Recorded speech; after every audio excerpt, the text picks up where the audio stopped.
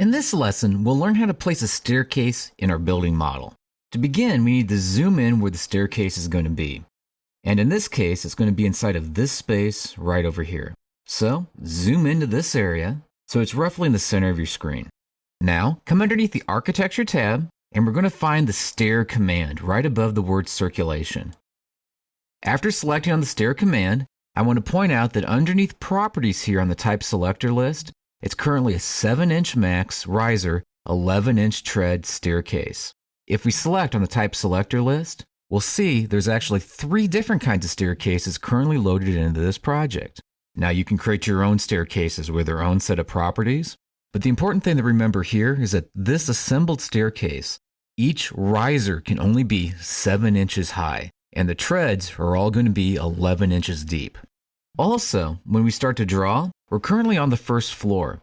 The base level is going to be on level 1, which is the first floor level. And the staircase knows it's going to go up to level 2. If the staircase should have went up to a different level, we could have selected in here and pulled off of the list a different level. But in this case, level 2 works just fine for us. Now let's start the process of drawing.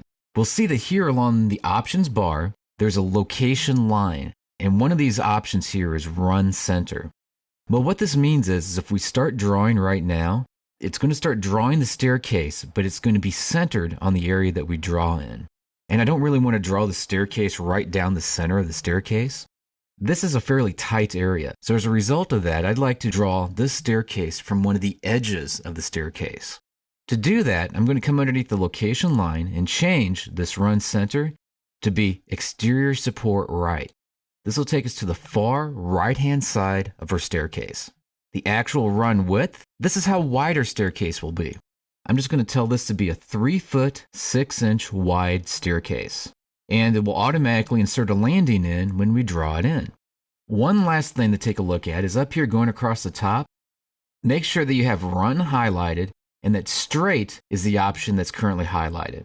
You can do a variety of other kinds of staircases, including a spiral staircase. These L-shaped staircases.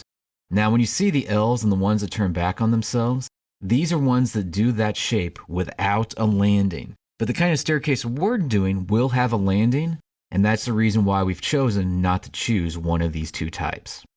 Come into the drawing area, and the exact location we might modify after the fact, but just click roughly the middle location right along the edge of this wall.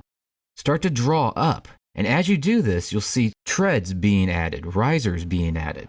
We can also see that down at the bottom of the staircase, it's given us a count of how many risers have been created and how many risers are still left to be created. And it knows this based on the maximum rise as well as the level-to-level heights. Change this to be 9 and 9, so 9 risers created, 9 remaining, and then click. Next, move over here, and roughly lined up with the other staircase, click again. And then come straight down. You'll see it's tried to automatically add a landing there in the middle. And I'm not being really accurate when I click, so you don't have to click necessarily where you see the last tread. You can click somewhere out here in space, and that will finish up your staircase. Once the staircase has been drawn in place like this, click on the big green check mark. And then it will draw in that staircase. Let's take a better look at what this staircase actually looks like by putting a camera inside of this space and taking a photo in this direction.